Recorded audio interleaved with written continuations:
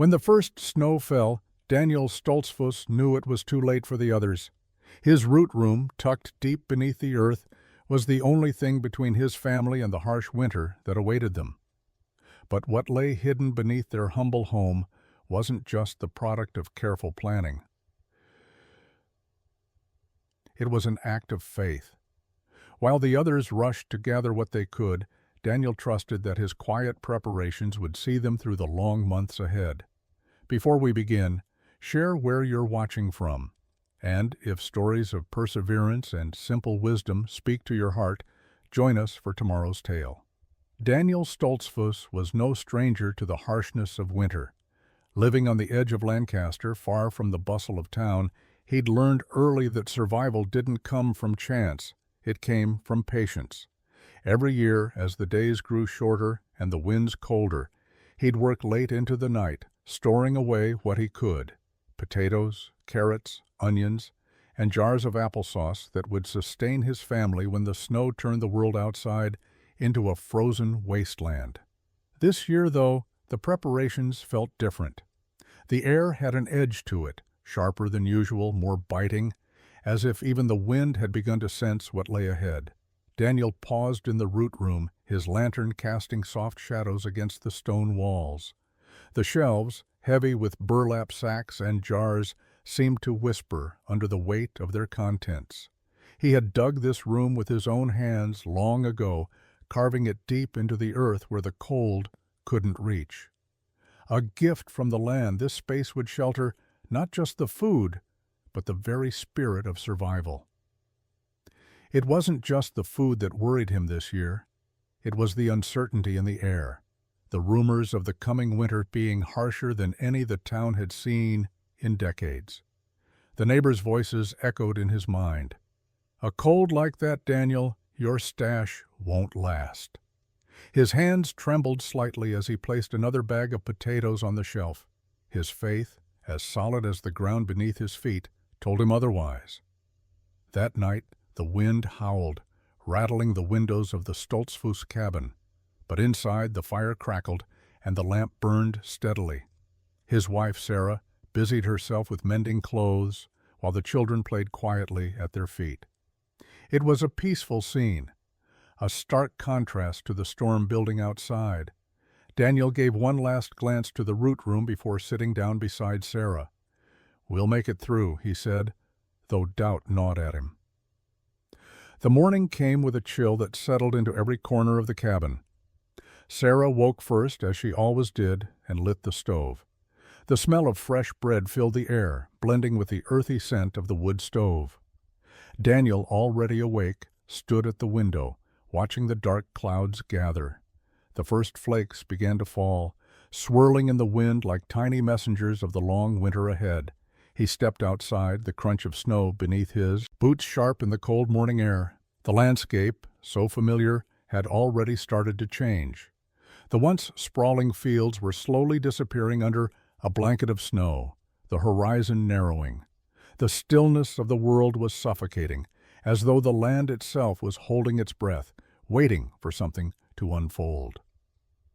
He stood at the edge of the barn, his gaze lingering on the field where the corn had once grown tall, now buried beneath the snow. The sight made his chest tighten, the weight of the winter settling deeper within him. He turned back to the house, knowing there was little more to be done for now. Inside, Sarah set a plate of bread on the table, her gentle hands still trembling from the cold. She looked up at Daniel as he entered, her eyes searching his face for something. "The storm's early this year, isn't it?" she asked, her voice quiet but steady. He nodded, not trusting his own words. "It's only the beginning."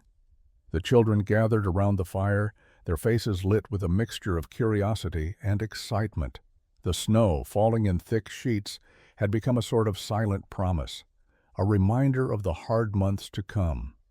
Outside, the world seemed to vanish into whiteness, swallowed whole by the storm.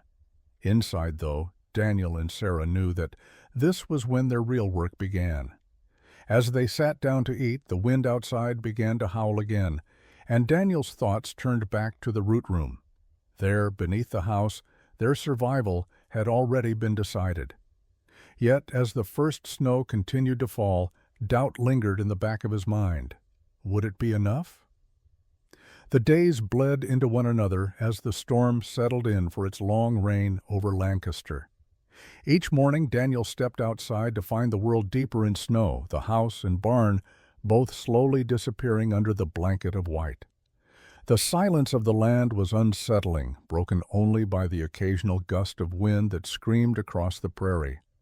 For days the sun didn't show its face, and the temperature dropped lower with each passing hour. Inside, the Stoltzfus family huddled close, their warmth shared through the fire and the small comforts of each other's company. Daniel's hands were busy as always, repairing tools, sharpening the blades of the scythe, and making sure the firewood was stacked neatly by the hearth. Sarah, with her quiet grace, tended to the daily chores, her fingers nimble as she knitted blankets and mended the children's clothes. The days passed in a rhythm as steady as their faith, but beneath that calm exterior there was a quiet tension that Daniel couldn't shake. It wasn't the cold alone that worried him. It was the uncertainty of how long it would last. One evening, as they sat down to supper, Sarah broke the silence. "Daniel," she said softly, "do you think the root room will be enough?" His spoon paused halfway to his mouth. For a moment he looked down at his plate, the weight of her words heavy in the air. Sarah had always trusted his judgment, but the storm outside seemed to have a way of making doubt grow. "I trust it will," Daniel replied, his voice firm but lacking conviction. "We've prepared for the worst." She nodded, though Daniel could see the worry etched on her face.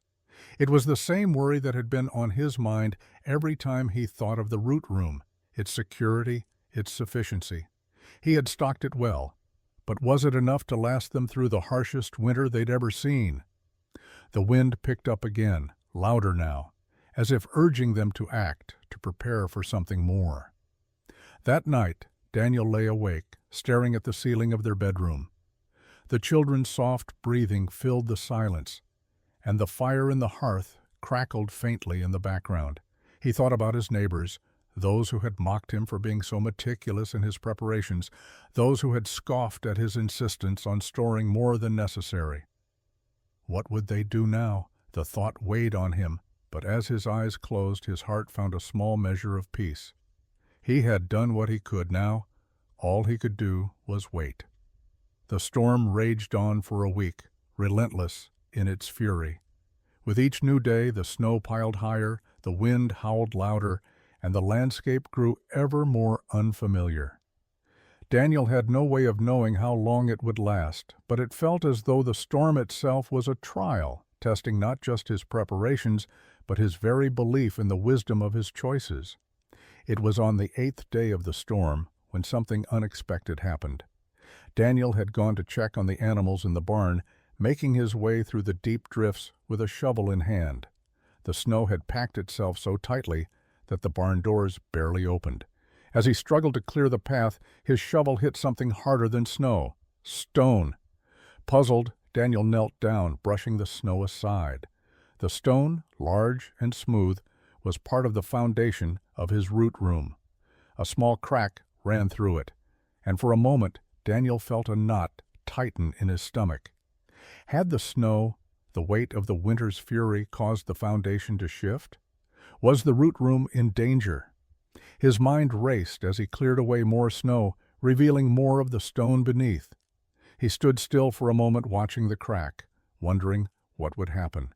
For a moment he wanted to panic, to rush back into the cabin and tell Sarah, but then he remembered the steady, quiet faith that had carried him through every season.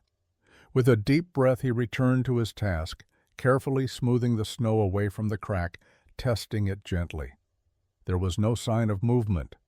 The stone was solid. He smiled, though the worry still lingered. It wasn't the root room that worried him, it was the storm, and what it might take from them before it passed.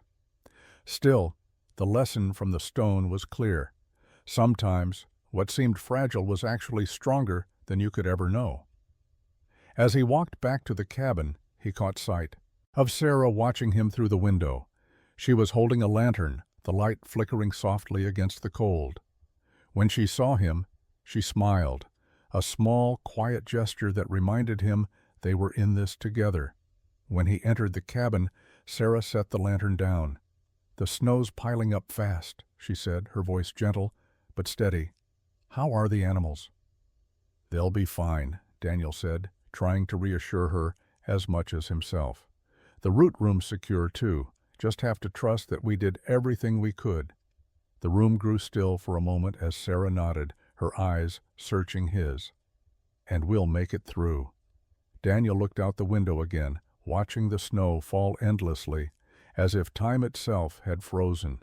He didn't know what the next days would bring, but he had a feeling that the greatest test was yet to come. The snow continued to fall, though it had softened a bit in the past few days, turning from a fierce, biting storm to a steady, quiet flurry that seemed almost peaceful. But the silence outside only deepened the tension that had been building inside. Daniel spent his days checking the root room, stoking the fire, and looking for any sign of the storm's end. Despite the stillness, the world outside was unforgiving. The winter held them captive, and no one knew how long the cold would last. On the 15th day, Sarah had become ill. The cold had seeped in past their layers of warmth, and now her fever made her weak. Daniel, with a quiet urgency, cared for her, his mind focused on keeping her warm and safe. The children, too young to fully understand, clung to their mother as they huddled together in the warmth of the fire. For the first time in many days, Daniel felt a surge of fear rise up. He couldn't help but wonder if their preparations had been enough, or if this was the beginning of a new kind of test, one that couldn't be met with food alone. Daniel knelt beside Sarah, his fingers brushing her forehead. The fever had left her pale, and her breathing was shallow.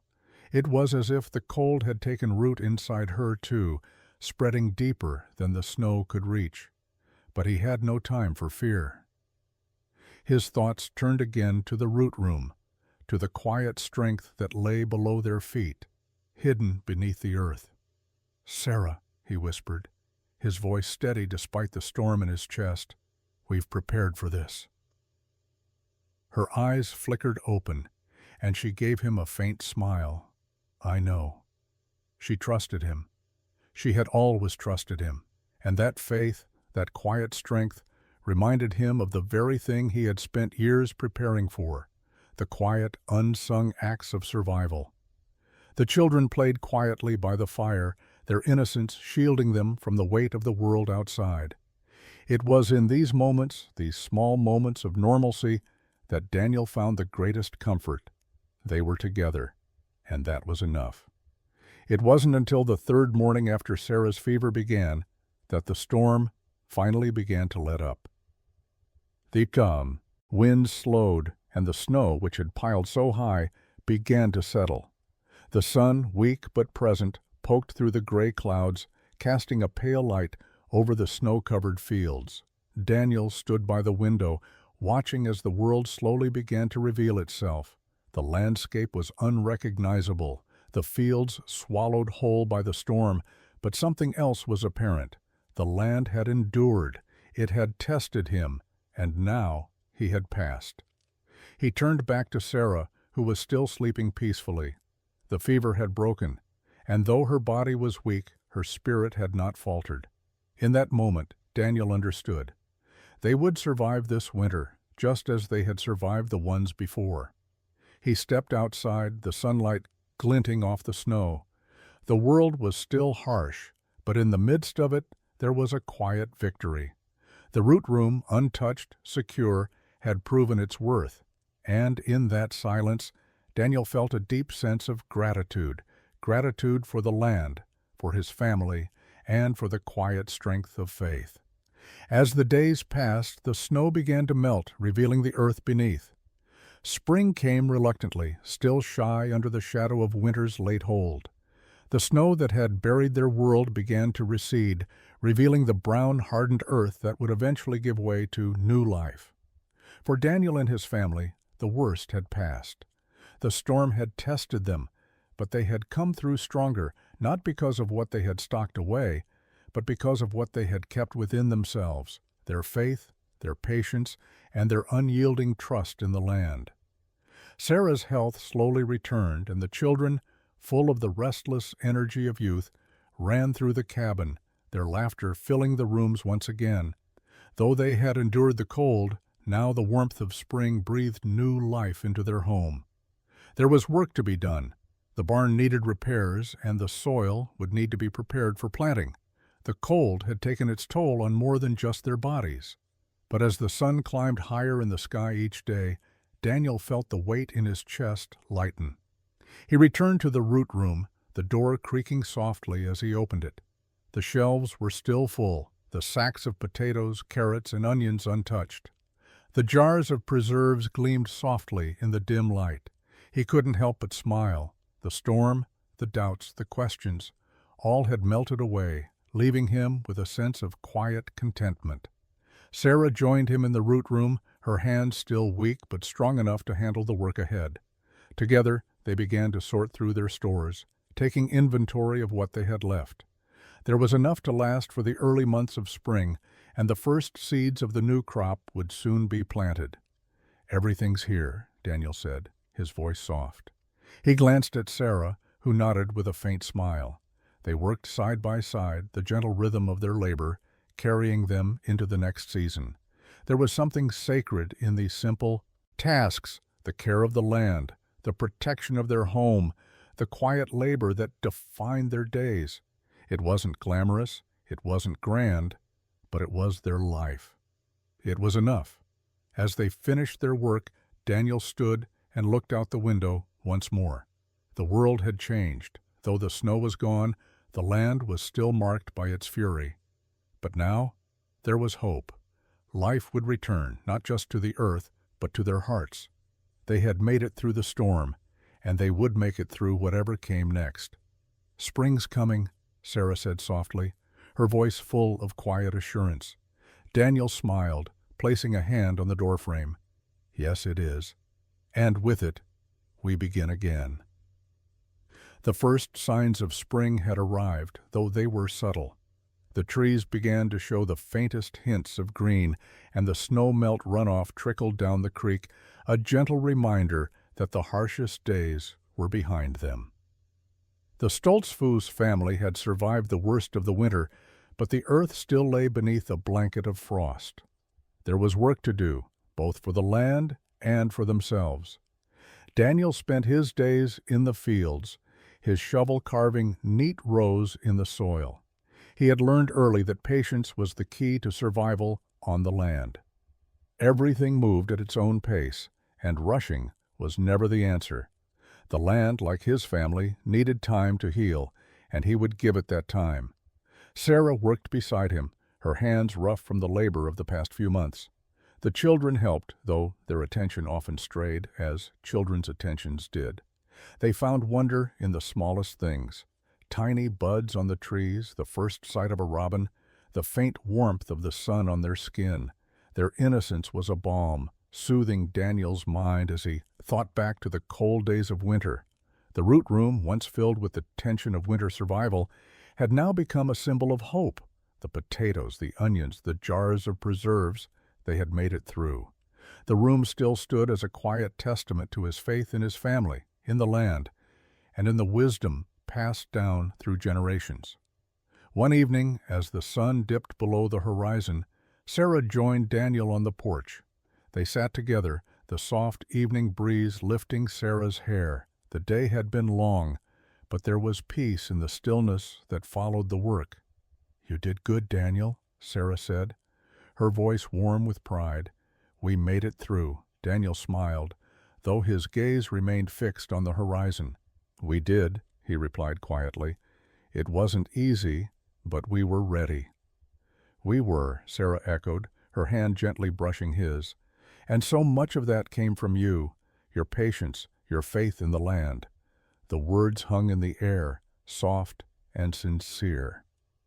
Daniel had never considered himself a patient man, but the land had taught him that rushing was never the answer.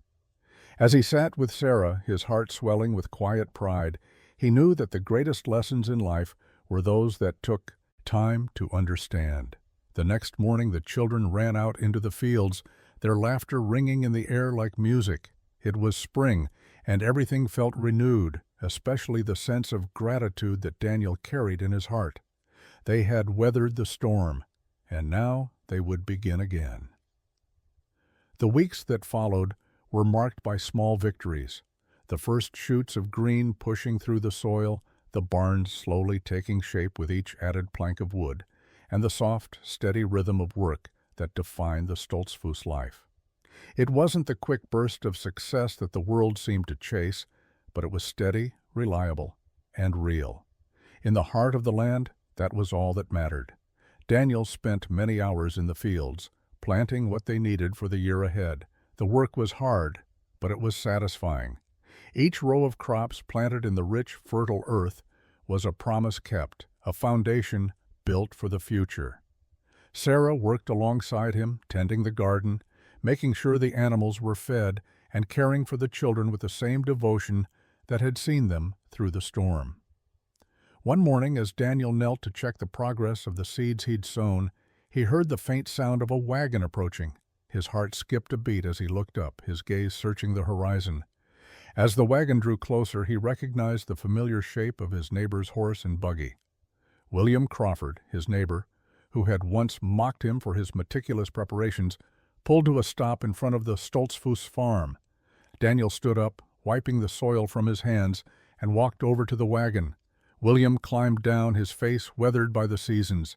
He gave Daniel a tentative smile, one that carried with it the weight of the winter that had passed. "I thought I'd come by," William said, his voice hesitant. "I owe you an apology, Daniel. I thought you were a fool building that root room. But it seems you knew something I didn't." Daniel raised an eyebrow, surprised by the admission. For so long he had carried the quiet sting of mockery from those around him. But here, in front of him, was a man who had learned the hard way, a man who understood the value of preparedness now. "I didn't know, William," Daniel said gently. "I just knew that sometimes doing the right thing doesn't make sense to others. But it's still the right thing." William nodded, his eyes casting downward for a moment. "I see that now. My cabin barely held up in the storm. We had to burn everything we had just to stay warm. I lost my wife to pneumonia because we didn't have enough supplies." Daniel's heart ached for him, but he said nothing. There was no comfort in words for pain like that, only quiet understanding. "I came to thank you," William continued, lifting his gaze to meet Daniel's. "Not just for your help, but for teaching me something. I learned it too late, but I'll remember it from here on out. You can never prepare too much, Daniel, never." Daniel didn't respond at first. He simply nodded, understanding the weight of William's words. His heart swelled with something deeper than pride, something more like quiet, humble gratitude. For in this moment he saw that his efforts had not only saved his own family, but had reached out and touched others in ways he could not have imagined. As William turned to leave, he paused and gave Daniel one last look. "If you ever need anything, Daniel, you just let me know." "I will," Daniel said, his voice steady. "And thank you, William, for understanding." With that, the wagon creaked as it turned and disappeared down the road, leaving Daniel standing in the field, the weight of the past winter lifting just a little more. There was no fanfare in this reward, no grand gesture, no moment of celebration.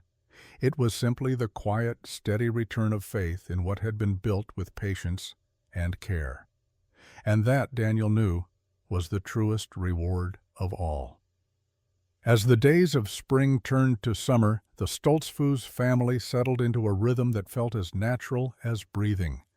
The soil had yielded to Daniel's steady hand, and the garden bloomed with the promise of a fruitful harvest. The root room, once a symbol of worry and uncertainty, now stood as a quiet testament to their survival. The crops, the preserves, and the careful attention to every detail had proven their worth. But there was more to survival than just what could be grown in the ground. The work was never done. As the sun rose higher in the sky, the Stoltzfus family spent their days working the land, tending to the animals, mending fences, and preparing for the coming months. Daniel's hands, rough from years of toil, moved with purpose as he worked alongside Sarah, who had never once complained, even as the heat of summer pressed down on them like a heavy weight. But it wasn't just the land that demanded their attention. There were the people, those who had watched from the sidelines as Daniel's quiet work had unfolded. Their survival was connected not just to the land, but to the community that surrounded them. And now, with the passing of winter, that connection was about to take on a new meaning. One evening, as Daniel sat on the porch, his hands resting on his lap, he saw something in the distance. A figure walking slowly across the field. At first he couldn't make out who it was. But as the figure drew closer, he saw the unmistakable outline of William Crawford, the man who had once mocked him for his preparations. Daniel stood, wiping his hands on his trousers, and made his way toward him. William's pace was slow, and his face was drawn with exhaustion. The once proud man, whose confidence had been so evident during the winter, now seemed more humbled, more subdued. "Evening, Daniel," William said, his voice weary but sincere. "Evening, William. What brings you out here?" "I've been thinking," William said, pausing as if weighing his next words carefully. "About everything. The winter, my family. I owe you more than a simple apology. I owe you thanks." Daniel didn't know what to say. He had expected some form of apology, but not this. A man acknowledging his own mistakes and offering thanks. It was a quiet kind of grace, something Daniel wasn't sure he had ever truly expected to receive. "Thank you for what you did for me and my family," William continued. "I didn't understand before, didn't understand how deep your faith went in this land, in your family, in the simple work you do. I see it now. Your root room wasn't just for you, was it? You built it for all of us." Daniel nodded, his eyes softening as he looked at William. "It wasn't just about food, William. It was about preparing for whatever came next, not just in terms of supplies, but in faith. Faith that we'd all make it through together." The two men stood in silence for a moment, the weight of their shared understanding hanging in the air like the evening mist. There were no more words to say. The seasons had shifted, but the lesson remained. "I've been working on my cabin," William said finally, breaking the silence, "taking it down, rebuilding it properly this time. And I've been talking to others, sharing what I've learned, what you taught me." Daniel smiled softly. "Good. It's the little things, William. The small things we do right, the way we show up for each other, that carry us through." "I see that now," William said, his voice thick with emotion. "I didn't before." Daniel clapped him on the shoulder, a gesture of quiet strength and camaraderie. "No need to say more. You've shown me enough." The sun was beginning to set, casting long shadows across the field as the two men stood together. The weight of their past misunderstanding now lifted, replaced by something deeper, an unspoken bond, forged not in words but in the quiet strength of survival and shared effort. In the years that followed, Lancaster slowly began to rebuild, not just from the storm, but from the quiet endurance of its people. Daniel Stoltzfus's quiet strength became a part of the fabric of the community. His patience, his devotion to the land, and his unwavering faith had not only kept his family alive, but had inspired others to find their own resilience in the face of hardship. The Stoltzfus farm flourished in the seasons that followed. The root room, which had once held the quiet burden of survival, now stood as a sanctuary of growth and renewal. It was no longer just a place to store food. It had become a symbol of the quiet strength that Daniel had built his life upon. The land, once barren and cold, now yielded fruits and vegetables in abundance, and the lessons of winter, of faith, patience, and preparation, had been passed down to the next generation. Daniel and Sarah watched as their children grew, learning the same lessons of quiet endurance that had carried them through the hardest winters. The world outside the farm had begun to change, but the values that Daniel had instilled in his family remained timeless. The simple work of the land, of tending, of planting, of caring, was enough. One summer evening, as Daniel sat with Sarah on the porch, the air heavy with the scent of freshly cut hay, he watched their children playing in the field. They were running freely, laughing as the sun began to set, casting a golden glow over the land. "It's all worth it, isn't it?" Sarah asked softly, her eyes following the children's movements. Daniel nodded, his gaze resting on the horizon. "It always has been, Sarah. It always will be." And in that moment, Daniel knew that the true legacy of their survival wasn't just in the crops they harvested or the root room that had seen them through the storm. It was in the quiet faith they had passed on. The faith that no matter the storms that would come, there would always be a way forward, as long as they had each other and the land to guide them. Their story, built on simplicity and faith, would continue through the generations. And in that quiet, enduring legacy, Daniel found the peace he had always sought. The land had provided for them, just as it had always promised, and in return they had cared for it, just as it deserved. The circle of faith, of patience, of hard work, and of love continued to turn, now and forever.